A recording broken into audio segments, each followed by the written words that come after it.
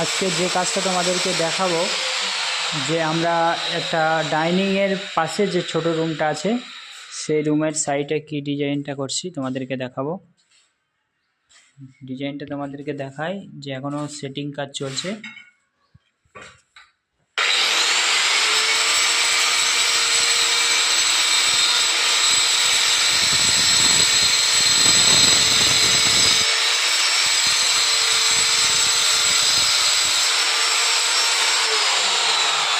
এখন এদিকে কাজ চলছে, সেটিং হচ্ছে আর কি।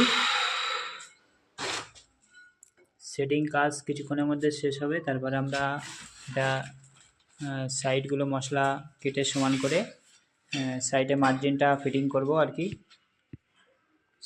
ডিজাইনটা কেমন হয়েছে কমেন্টের মাধ্যমে জানাবে, আর কেমন লেগেছে সেটা অবশ্যই কমেন্ট করবে, জানাবে।